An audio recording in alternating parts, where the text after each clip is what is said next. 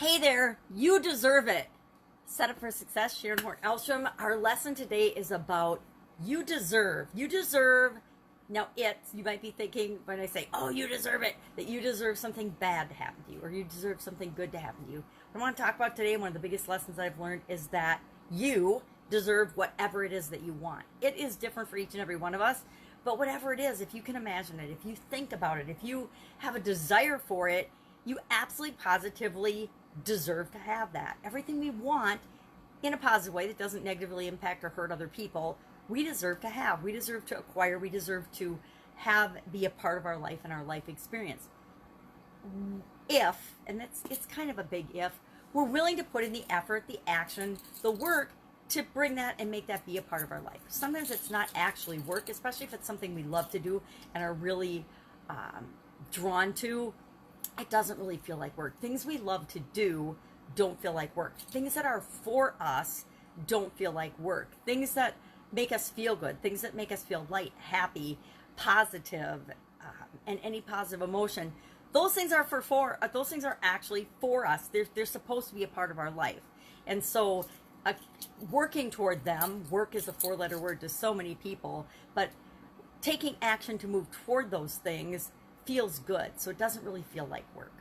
On the other hand, things that aren't for us, things that we think we want, that everybody else wants, that actually make us feel bad. Like, I always thought I wanted a huge manufacturing business, a multi-billion-dollar manufacturing business. But as I moved toward that, I got overwhelmed and frustrated, and I felt worse and worse and worse. And so at some point I realized I felt like I should have wanted that because other people, that was their dream and their desire and their want. And I realized I wanted my own manufacturing business, but I didn't want a giant billion-dollar business that had, 80,000 employees. That's not what I wanted. And as I moved and I grew my business, I got less and less happy, more and more frustrated. And I realized that I was pursuing something that wasn't even my dream. It wasn't even something that I wanted. It was somebody else's and what I thought I should want. And whenever we're going for something that we think we should desire or should want, but we actually don't, it feels off. It feels bad. It feels like not good for us, not right for us. And so we deserve everything we really want. We really actually want, not what other people tell us that we should want or that we think we should want because other people want that and have achieved that thing as well. So how do you know if you're going down the right road? It's always based on how something makes you feel. If it feels good for you, you're going down the right road. If it feels bad, you're going down the wrong road. And this applies to any area and any aspect of our life. I think we've talked about, I call them the 7 keys in the 7 key areas of our life: physical, mental, emotional, spiritual, financial, relationships, and contribution. And in any area and aspect of our life, we deserve whatever it is we want in and for that area of our life.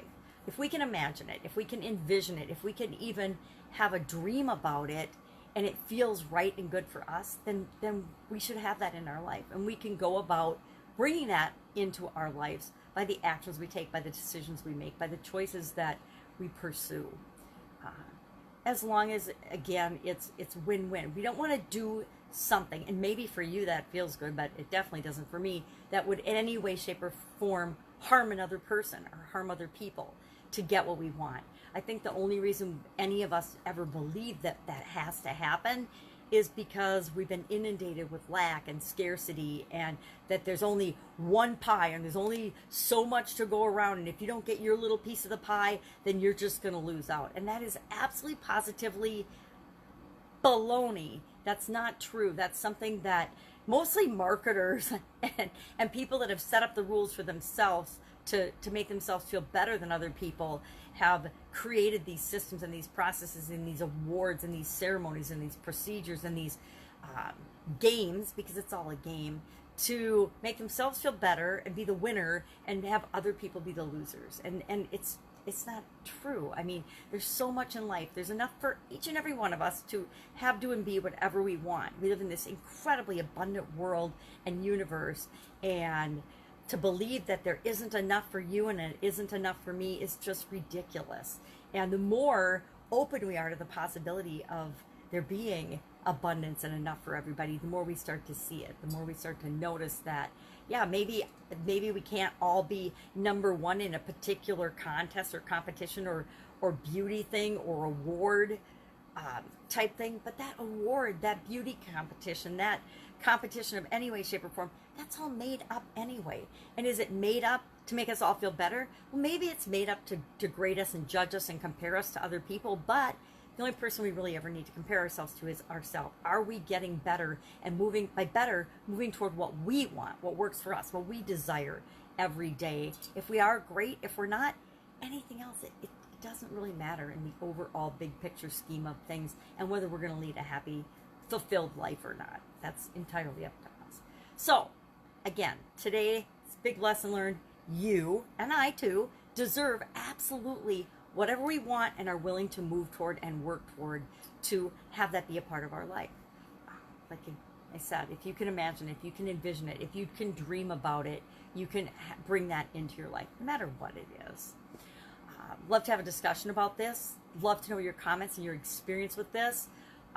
Anything I've ever thought that I couldn't have something, it boiled down to me thinking at some level that I didn't deserve it, or I wasn't good enough, or what made me think I should have that when everybody else didn't have it. Well, everybody else didn't even want it, right? Everybody doesn't want the same thing. That's what makes the world awesome and wonderful. It makes it possible for all of us to be, do, and have whatever we want, because all of us are driven by different things. We're all wanting different things. Although, we want some of the same things, and we have things in common because we're all human beings. I mean, we want to be safe. We want to have a place to live. We want to be warm, dry, and protected. We want to have, enough resources to make sure that we're not going to starve. But beyond that, how we self-actualize, how we decide what works for us, what makes us feel good, what's important to us, is different for all of us.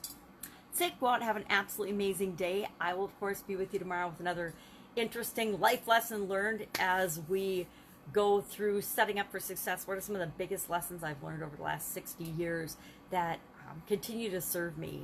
Some of the things that this was a hard fought thing to learn. I didn't, for a lot of years, think that I deserved, and I thought I just had to do what everybody else was doing to have a happy life and be successful. And when I did all those things and realized I wasn't happy, and that although I might have seemed successful to other people on the outside, on the inside I was shriveling up and dying because I wasn't going after the things that I really wanted. And at some level it was because I didn't think I deserved those things. I didn't think I was good enough, and I needed to work through that to realize that we all absolutely positively deserve to be the best version of ourselves, to have the things and do the things and be the person that we want to be.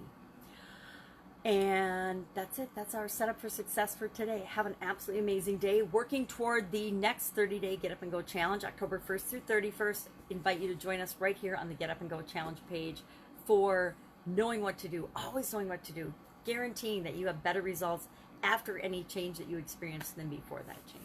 All right. Have a great day.